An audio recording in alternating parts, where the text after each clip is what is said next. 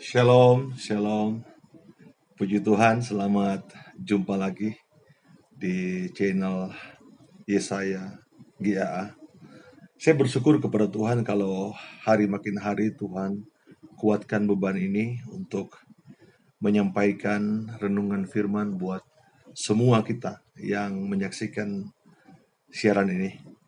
Dan saya berharap dari setiap firman Tuhan yang disampaikan ada kekuatan-kekuatan baru bagi setiap kita maupun keluarga dalam menghadapi tantangan, kesulitan, pergumulan di masa-masa COVID ini.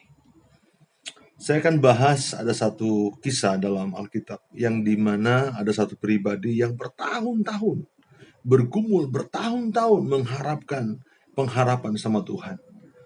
Dan bagaimana didapatkan solusi, nanti kita akan baca dan firman Tuhan akan menjelaskan kita. Tundukkan kepala, kita akan berdoa. Kami mengucap syukur berterima kasih kepada Tuhan yang tidak pernah meninggalkan kami. Dan sampai detik ini pun juga bukti Tuhan masih memelihara kami. Kami bisa sehat, menghirup udara dengan baik, semua karena kebaikan Tuhan. Layak kami bersyukur, berterima kasih kepadamu ya Bapa. Dan malam hari ini seperti beban yang Tuhan taruh dalam hatiku untuk terus menyapa umat-umat Tuhan melalui channel ini. Biar setiap kami memperoleh kekuatan firman Tuhan menjadi pegangan kami. Bukan apa yang kami lihat. Yang kami lihat membuat kami takut. Yang kami lihat membuat kami khawatir. Berita-berita yang datang membuat kami putus pengharapan. Tetapi kami percaya hanya firman Tuhan. Pegangan kami hanya firman Tuhan, kekuatan Allah yang akan menguatkan kami.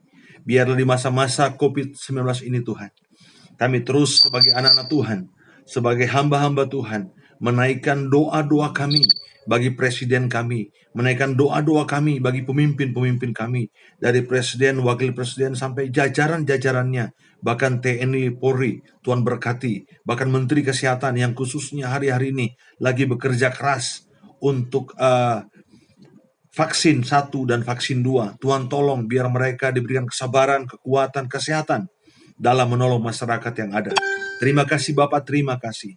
Biarlah kami anak-anak Tuhan terus menyampaikan Injil, menyampaikan kabar baik, menyampaikan kabar sukacita, bukan perdebatan, bukan masalah saling menyalahkan siapa benar, siapa yang salah, tapi kami terus menebarkan kasih, menebarkan Injil dimanapun kami berada, khususnya di media elektronik ini Tuhan.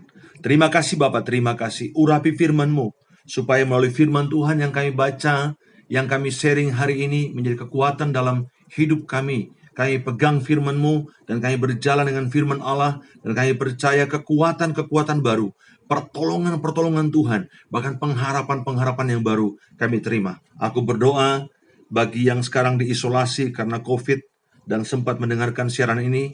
Aku berdoa yang tugas di kapal, yang tugas di pabrik, yang tugas di tambang, yang menyaksikan siaran ini. Aku berdoa bagi yang terbaring di ICU, yang sakit, yang punya masalah, pergumulan, apapun yang kami alami hari-hari ini.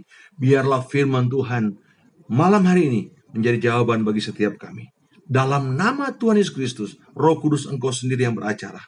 Engkau yang berkata-kata, sampaikan isi hatimu bagi umatmu yang menyaksikan melalui mulut hamba-Mu ini. Dalam nama Tuhan Yesus Kristus aku berdoa, aku siap menyampaikannya. Haleluya. Amin. Shalom, shalom saudara. Seperti tadi Tuhan ingatkan saya dalam doa bahwa kalau kita melihat berita, kalau kita melihat kenyataan-kenyataan hari-hari ini, kita semua tidak tahu kapan sih masalah ini, kapan sih kesulitan ini berhenti atau selesai. Kapan sih penyakit ini begitu menekan kami, menekan kita semua, bahkan membuat kita gelisah. Tetapi dengar baik, hamba-hamba Tuhan banyak setiap hari ini menaburkan Injil bagi setiap kita. Hamba-hamba Tuhan banyak, bahkan gereja-gereja saudara masing-masing selalu mengingatkan kita untuk terus kuat dan pengharapan sama Tuhan Yesus. Tidak ada lain pengharapan kita selain sama Tuhan Yesus Kristus. Nah, hari ini saudaraku, saya akan bagikan satu kisah di mana ada seorang ibu mengalami masalah, tekanan, bahkan pergumulan yang bertahun-tahun, saudaraku. Bukan saja masalah yang dia derita secara fisik, tapi juga psikis. Dia alami tekanan masalah setiap hari di dalam rumah tangganya. Tetapi apa yang kita akan belajar dari pembacaan firman hari ini? Bagaimana dia bisa terus kuat, bagaimana dia tetap di dalam Tuhan. Walaupun masalah, walaupun pergumulan silih berganti dalam hidupnya, dia nggak pernah tinggalkan Tuhan. Nah, ini yang perlu kita belajar. Mari kita buka 1 Samuel 1 Kita mulai dari ayatnya yang kedua. Saya harap semua baca Alkitab supaya saudara bisa membaca firman Tuhan, dan biar firman Tuhan menjelaskan saudara lebih dalam lagi melalui Roh Kudus-Nya. 1 Samuel 1, kita mulai dari ayat 2 saja. Dari ayat 1. Ada seorang laki-laki dari Ramathaim, Sofim, dari pegunungan Efraim, namanya Elkana bin Yeroham bin Elihu bin Tohu bin Suf, seorang Efraim. Orang ini mempunyai 2 istri, yang seorang bernama Hana dan yang lain bernama Penina. Penina mempunyai anak, tetapi Hana tidak. Ayat 3. Orang itu dari tahun ke tahun pergi meninggalkan kotanya untuk sujud, menyembah, dan mempersembahkan korban kepada Tuhan semesta alam di Silo. Di sana yang menjadi imam Tuhan ialah kedua anak Eli, Hofni dan Pinehas. Ayat 4. Pada hari Elkana mempersembahkan korban, diberikannya kepada Penina istrinya, dan kepada semua anaknya yang laki-laki dan perempuan, masing-masing sebagian. Meskipun ia mengasihi Hana, ia memberikan kepada Hana hanya 1 bagian, sebab Tuhan telah menutup kandungannya. Ayat 6. Tetapi madunya selalu menyakiti hatinya supaya ia gusar, karena Tuhan telah menutup kandungannya 2 kali. Ayat 7. Demikianlah terjadi dari tahun ke tahun. Setiap kali Hana pergi ke rumah Tuhan, Penina menyakiti hati Hana sehingga ia menangis dan tidak memakan.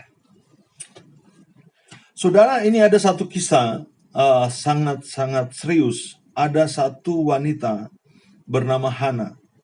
Hana ini istri pertama, kemudian Penina ini istri kedua. Dan masalahnya adalah Penina punya anak, laki-laki dan perempuan, sedangkan Hana tidak mempunyai anak. Dan saudara tahu, Alkitab katakan setiap hari Penina ini mengejek Hana. Bagaimana ejekannya kita nggak tahu karena Alkitab tidak mencatat, tetapi saudara, dia selalu membuat Hana gusar, dia selalu membuat Hana sedih. Dan saya yakin sekali bahwa bukan saja Hana, Penina yang melakukan itu, juga anak-anak Penina pasti melakukan hal yang sama.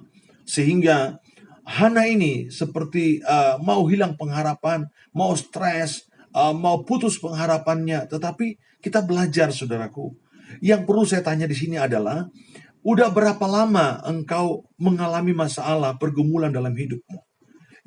Yang membuat engkau putus pengharapan, yang membuat engkau hilang harapan, yang membuat engkau gelisah, yang membuat engkau susah, yang membuat engkau putus asa, saudaraku. Nah, kalau kita melihat dari pembacaan ini saja, dikatakan begini. Ayat 7. Demikianlah terjadi dari tahun ke tahun. Jadi ini lama, saudaraku. Dari tahun ke tahun.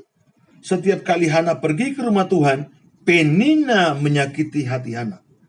Jadi dari tahun ke tahun, Hana dibuat gusar, Hana dibuat marah, Hana dibuat gelisah, Hana dibuat kayak mau putus asa gitu.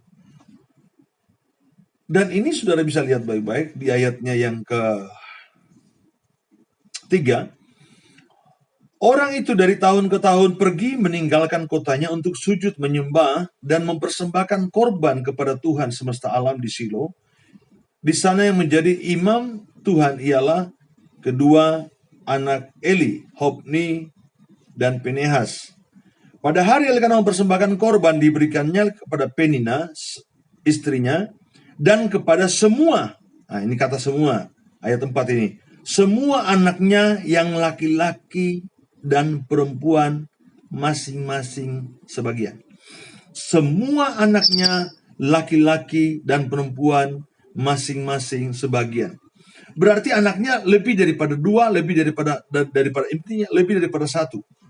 Nah, orang yang mempersembahkan korban pada waktu itu tentulah bukan lagi bayi. Bukan bayi datang mempersembahkan korban menemui imam di sana, tapi sudah mungkin anak-anak, mungkin remaja gitu, saudaraku. Jadi kalau anak itu umurnya yang sulung, yang tua, anak Penina yang sulung umurnya 17 tahun atau 20 tahun, tentulah sudah 20 tahun lebih Hana mengalami tekanan, Hana mengalami masalah, Hana mengalami kesulitan dalam hidupnya selama usia anak sulung dari Penina. Jadi puluhan tahun. Makanya Alkitab katakan ayat 7, demikianlah terjadi dari tahun ke tahun. Berarti lebih daripada 1 tahun. Nah, menjadi pertanyaan saya pada malam hari ini buat saudara dan saya sendiri, sudah berapa lama kita mengalami masalah sehingga membuat kita stres, sehingga membuat kita kayak putus pengharapan, sehingga seakan-akan Tuhan sudah meninggalkan kita. Dengar baik, Tuhan tidak pernah meninggalkan saudara dan saya. Tuhan senantiasa ada dan Tuhan siap untuk menolong saudara dan saya. Intinya, mau nggak kita datang kepada Tuhan? Mau nggak kita serahkan semua pergumulan kita kepada Tuhan? Mau nggak kita betul-betul tidak ada harapan kita yang lain selain Tuhan? Sering saya ilustrasikan bahwa bergantung dengan pegangan berbeda, saudaraku. Saudara misalkan naik bus, saya dulu sering naik bus. Kalau kita naik bus itu ada di tengahnya itu, kalau tidak dapat tempat duduk, kemudian kita berdiri di tengah, dan di situ ada besi untuk menjadi pegangan kita, supaya kalau mobil goyang kita nggak jatuh gitu. Nah itu pegangan, saudaraku. Itu pegangan, beda dengan bergantung. Nah, saudara hanya berpegang atau bergantung sama Tuhan itu beda. Kalau bergantung adalah kalau saudara lepas, misalkan saya di tebing nih, kemudian saya dipegang tangan saya dengan teman-teman saya supaya jangan saya jatuh. Nah, kalau lepas tangan saya terlepas dari mereka, pasti saya mati karena itu jurang. Betul-betul bergantung sama kita dengan Tuhan. Artinya apa? Kita pegang Tuhan, bergantung sama Tuhan dengan sungguh. Kalau lepas pegangan kita, berarti kita mati. Itu namanya bergantung. Kalau pegangan ya kapan saya mau lepas nggak masalah, nggak jatuh juga kan. Toh hanya goyang-goyang saja. Tapi kalau bergantung, saya betul-betul sepenuhnya hidup saya bergantung sama Tuhan. Nah, kita mau melihat apa tindakan, apa sikap Hana untuk kita pelajari buat saya, buat umat Tuhan yang menyaksikan siaran ini, supaya menjadi kekuatan kita di masa-masa COVID-19 di tahun 2021 ini. Ini sekarang tanggal 26 Maret, saudaraku. Nah, coba kita lihat apa yang dilakukannya.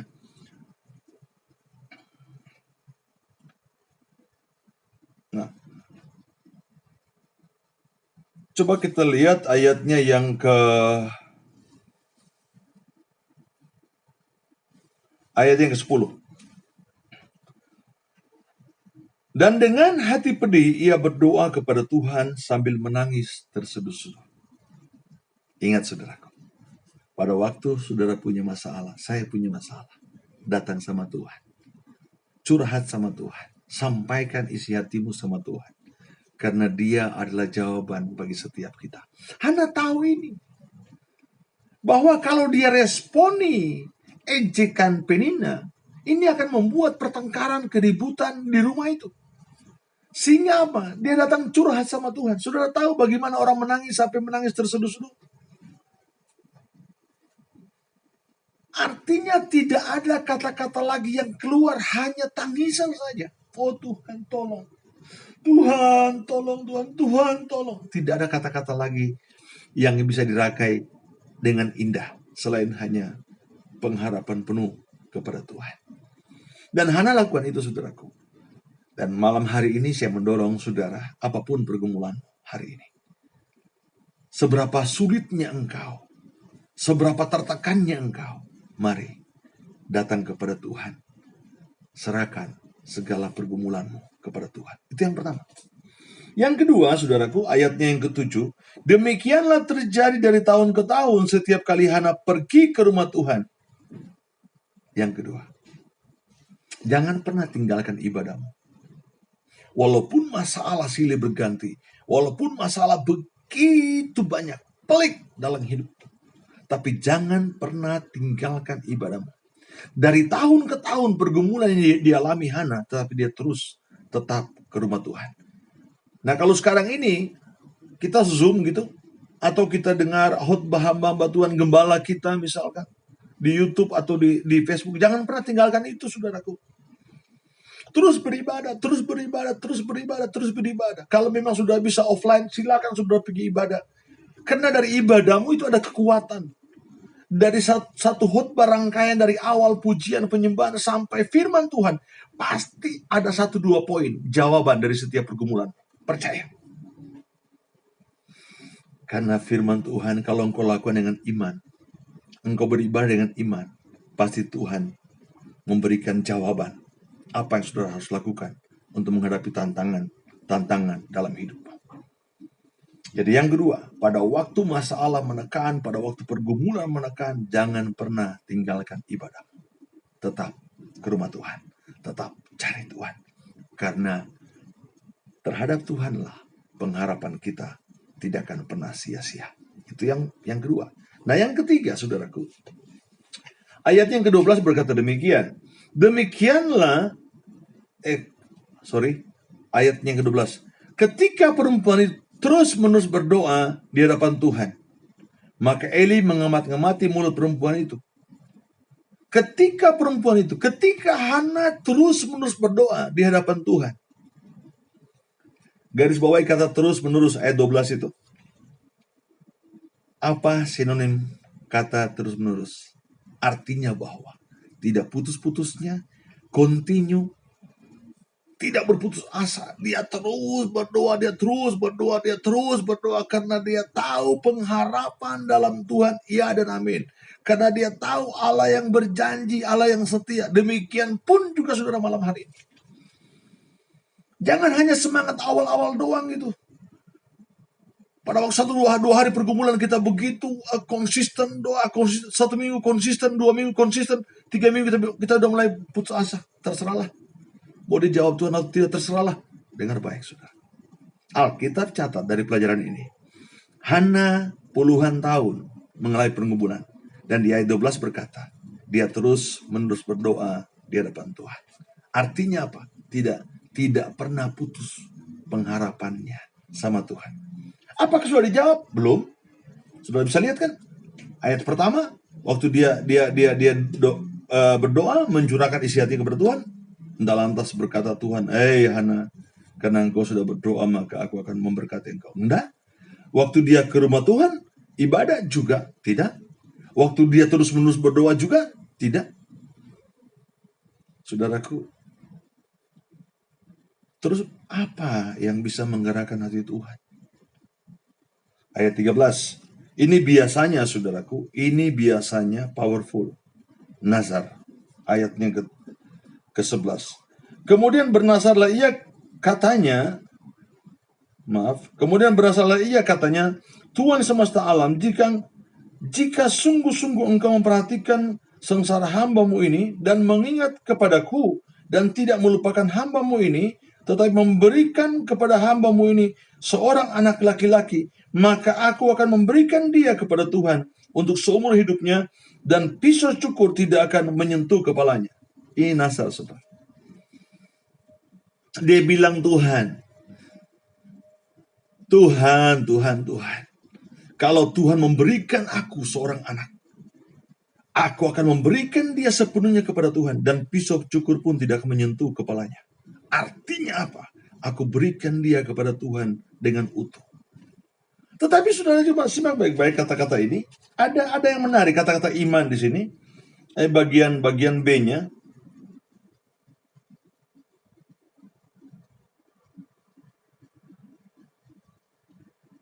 Dari awal aja. Kemudian bernazarlah ia katanya, Tuhan semesta alam, jika engkau sungguh-sungguh engkau memperhatikan sengsara hamba-Mu ini dan mengingat kepadaku dan tidak melupakan hamba-Mu ini, tetapi memberikan kepada hambamu ini seorang anak laki-laki. Langsung. Dia tidak hanya bilang seorang anak, saudara. Dia beriman seorang anak laki-laki. Maka aku akan memberikan dia kepada Tuhan, dan seumur hidupnya hanya melayani Tuhan. Karena dia tahu bahwa janji ini powerful. Dia tahu Nasar ini pasti dapat jawaban. Makanya jangan main-main dengan Nasar. Ini pernah bermasalah dengan Nasar dan dihajar Tuhan, dan saya rela dihajar Tuhan. Kita gampang berjanji dan gampang ingkari. Jangan sampai saudara bernasar kalau saudara tidak bisa menepatinya. Ini pernah bernasar, dan aku salah, dosa di hadapan Tuhan. Makanya kalau saudara-saudara yang pernah bernasar, minta ampun sama Tuhan. Yang pernah bilang, Tuhan kalau mau memberkati aku jual rukoku ini dan ini berhasil, Tuhan aku memberi sebagian buat gereja. Lakukan. Tuhan kalau aku ketemu jodoh ini Tuhan, dan aku kawin dengan dia, aku akan sungguh-sungguh melayani Tuhan. Lakukan. Tuhan kalau aku dapat kerja ini Tuhan, aku akan memberikan persembahan sulungku buat Tuhan di rumah Tuhan. Lakukan. Tuhan kalau aku sembuh dari sakit ini, aku akan begini, aku akan melayani Tuhan. Lakukan. Jangan pernah saudara nggak lakukan, karena Alkitab katakan, dengan mulutmu sendiri engkau berjanji. Tuhan nggak pernah menyuruh engkau dan saya bernasar. Engkau bernasar karena maumu sendiri. Dan kalau engkau tidak lakukan janji itu, dosa di hadapan Tuhan. Nah saudara, dia sudah berdoa dengan sungguh-sungguh. Dia ke rumah ibadah, dia gereja dengan sungguh-sungguh, dan belum terjadi apa-apa. Dia berdoa terus-menerus. Dia tidak putus pengharapan, juga belum terjadi apa-apa. Bahkan dia bernasar. Dia bilang, Tuhan, hanya numpang lahir saja Tuhan. Berikan saya seorang anak laki-laki, hanya numpang lahir saja Tuhan. Setelah dia lahir Tuhan, aku akan mempersembahkan dia buat Tuhan. Dan seumur hidupnya hanya melayani Tuhan. Pisau cukur pun tidak akan menyentuh kepalanya. Artinya, aku kasih Tuhan utuh. Tidak aku kurangi sedikit pun. Nasar. Tapi saudara, belum terjadi apa-apa. Coba kita lihat yang menarik, ayat 19. Ayat yang 19 berkata demikian. Keesokan harinya bangunlah mereka itu pagi-pagi, lalu sujud menyembah di hadapan Tuhan. Kemudian pulanglah mereka ke rumahnya di Rama. Ketika Elkana bersetubuh dengan Hana, istrinya, Tuhan ingat kepadanya. Tuhan ingat kepadanya. Pada waktu apa? Sujud menyembah di hadapan Tuhan Allahnya. Artinya apa? Tuhan mau kasih saya, Tuhan mau berkati saya, Tuhan mau jawab doa saya, atau tidak Tuhan jawab, saya tetap menyembah Tuhan. Dan saya menempatkan Tuhan di posisi tertinggi dalam hidup saya dan dalam kehidupan saya. Artinya apa? Dia begitu mengasihi Tuhan, dia menyembah di hadapan Tuhan dan terus menyembah. Kau ku sembah. Mungkin begitu. Padahal dia punya pergumulan. Dia tidak lagi berpikir kepada jawaban doanya, tetapi dia berpikir bagaimana saya menyenangkan hati Tuhan. Saya ini ciptaan dan saya harus tinggikan Tuhan Allah, pencipta langit dan bumi. Karena dia adalah sumber kekuatan, sumber kehidupan, bahkan nafasku pun dia yang beri. Dan aku wajib hukumnya untuk menyembah kepada dia. Dan apa yang terjadi? Pada waktu mereka sujud menyembah di hadapan Tuhan, Alkitab katakan Tuhan ingat kepada Hana. Haleluya. Saudara mau diingat Tuhan? Senangkan hati Tuhan. Senangkan hati Tuhan dengan pujian penyembahanmu. Senangkan hati Tuhan dengan apa? Doa-doamu. Senangkan hati Tuhan dengan apa? Ibadahmu. Senangkan hati Tuhan. Maka apa yang kau harapkan, apa yang kau inginkan, Tuhan tahu persis isi hatimu. Dan Tuhan yang tahu persis kapan waktunya diberikan. Alkitab katakan, Tuhan ingat kepada Hana di ayat 19. Hanya ingat, belum dikabulkan, belum dikasih, hanya ingat. Coba lihat ayat 20. Maka setahun kemudian mengandunglah Hana dan melahirkan seorang anak laki-laki, dan ia menamai anak itu Samuel, sebab katanya aku telah memintanya daripada Tuhan. Haleluya. Setahun kemudian. Nah sekarang masalah saudara baru berapa lama? Pergumulan sudah baru berapa minggu gitu. Sudah mulai marah, sudah mulai kecewa sama Tuhan. Ini bertahun-tahun. Pada waktu pun Tuhan ingat sama Hana, nanti setahun kemudian baru Tuhan kabulkan seorang anak laki-laki. Namanya Samuel anak ini. Sebab aku telah memintanya daripada Tuhan. Haleluya. Ini dahsyat saudaraku. Lakukan ibadahmu di gereja masing-masing. Lakukan Zoom-mu dengan gembalamu, dengan pendetamu masing-masing. Terus. Berdoa dengan sungguh-sungguh di hadapan Tuhan dengan pergumulanmu. Bahkan doa continue. Doa yang tidak putus-putusnya. Bahkan nasar kalau saudara kuat dan mampu menggenapi nasarmu. Saudara boleh lakukan itu. Dan apa yang terjadi saudaraku. Coba lihat. Hana hebat. 1 Samuel 1 ayatnya yang ke-21. Ayat 27. Untuk mendapatkan anak inilah aku berdoa dan Tuhan telah memberikan kepadaku apa yang kuminta daripadanya. Tuhan telah memberikan kepadaku apa yang kuminta kepadanya, maka aku pun menyerahkannya kepada Tuhan seumur hidupnya. Terserahlah ia kiranya kepada Tuhan, lalu sujudlah mereka di sana menyembah kepada Tuhan. Dia genapi di ayat yang ke-11. Nasarnya dia genapi. Di ayat 28 dia serahkan anak itu. Dan terserah Tuhan. Ini anak mau diapain. Ini anak mau melayani apa, terserah Tuhan. Saya sudah numpang melahirkan dan Tuhan menjawab doa saya. Dan anak ini saya serahkan sama Tuhan. Ini nasar. Ini janji. Tuhan itu pegang janjinya saudaraku. Jangan pernah saudara pikir sama dengan saudara berjanji dengan manusia. Janji Allah itu iya dan amin. Dia katakan aku memberkati engkau seperti aku memberkati Abraham, Ishak dan Yakub. Demikian pun juga aku memberkati engkau. Tuhan Yesus berkata apa? Aku menyertai engkau sampai kesudahan zaman. Itu pasti terjadi. Hana betul-betul dengan rela membayar nasarnya. Saudara, tentulah puluhan tahun menanti anak, kemudian setelah dapat, sekarang serahkan sama Tuhan. Enak nggak? Nggak enak, saudara. Tapi dia pegang janjinya. Dia pegang nasarnya. Dan Allah itu Allah yang setia. Allah itu Allah yang mengasihi kita lebih dari apa yang kita pikirkan. Coba lihat. Setelah kita bayar nasar kita, setelah kita lakukan bagian kita, apa yang Tuhan lakukan? 1 Samuel 2, pada waktu dikasih Samuel kepada Imam Eli, di 1 Samuel 2, ayatnya yang ke-20, coba lihat. Lalu Eli memberkati Elkana dan istrinya, katanya, Tuhan kiranya memberikan keturunan kepadamu dari perempuan ini, pengganti yang telah diserahkannya kepada Tuhan. Pengganti yang telah diserahkannya kepada Tuhan. Sesudah itu pulanglah mereka ke tempat kediamannya. Ayat 21. Dan Tuhan mengidahkan Hana sehingga ia mengandung dan melahirkan 3 anak laki-laki dan 2 anak perempuan lagi. Sementara itu makin besarlah Samuel yang muda itu di hadapan Tuhan. 3 anak laki-laki lagi, 2 anak perempuan lagi dari kandungan yang ditutup Tuhan. Kalau kita kenal sekarang kata mandul. Bisa lahir lagi 5 orang anak pada waktu dia bayar nasarnya. Bagaimana dengan kita?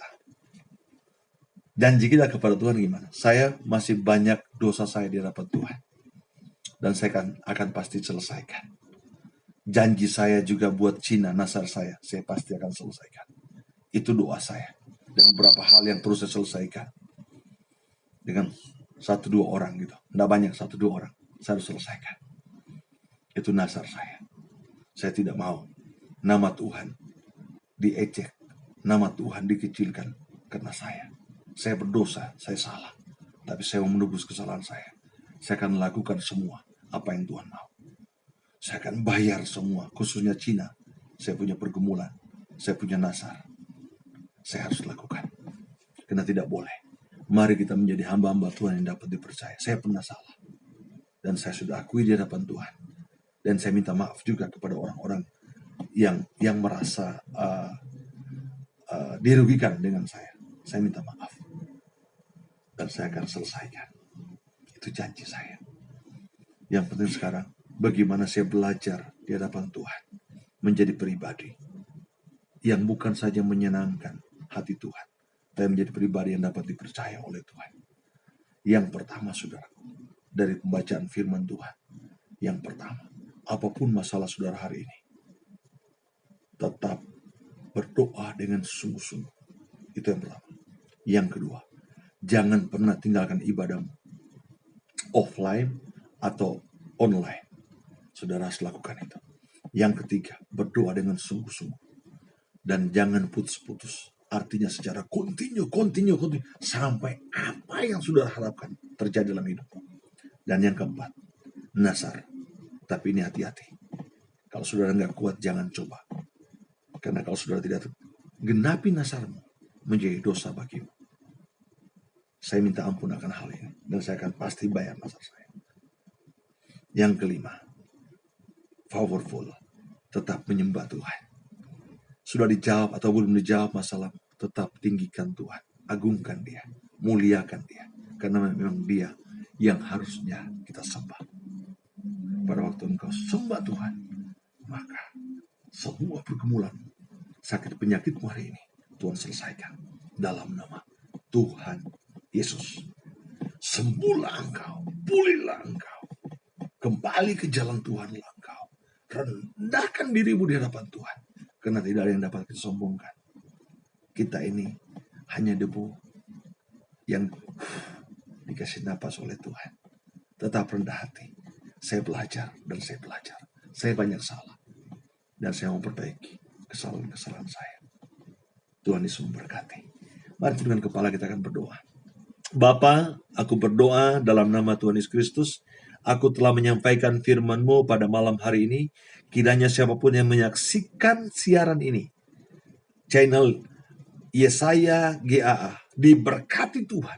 Yang sakit sembuh dalam nama Yesus. Yang susah diberikan penghiburan melalui firman Tuhan Allah hari ini. Yang gelisah, yang putus asa, firman Tuhan kembali memberikan mereka harapan-harapan baru. Bahwa di dalam Tuhan selalu ada jalan keluar. Yang pernah salah nasar, Tuhan mereka minta ampun sama Tuhan. Karena itu dosa. Kalau kami berjanji sama Tuhan dan kami tidak tepati, dosa di hadapan Tuhan. Dan hari ini, tolong pulihkan mereka. Tolong berkati mereka. Yang sakit sembuhkan. Yang COVID hasilnya jadi negatif. Dalam nama Yesus Kristus. Berkati presidenku, wakil presiden, para menteri, TNI Polri, bahkan menteri kesehatan dan juga jajaran medis. Tuhan berkati mereka semua. Supaya dapat melayani masyarakat dengan baik. Vaksin 1, vaksin 2. Biar segera tuntas dalam nama Tuhan Yesus Kristus. Terima kasih Bapa, segala pujian, hormat, kemuliaan aku persembahkan kepadamu. Haleluya. Amin. Salam saudara, terus dukung channel ini. Kenapa? Karena saya mau komit sama Tuhan. Saya mau terus sampaikan firman Tuhan setiap hari gitu. Supaya dapat kekuatan teman-teman dan dapat singkapan bagaimana menghadapi hal-hal dalam hidup ini. Khususnya kebutuhan-kebutuhan rohani kita, kebutuhan rohani setiap hari memperoleh kekuatan dari firman Tuhan. Tuhan Yesus memberkati.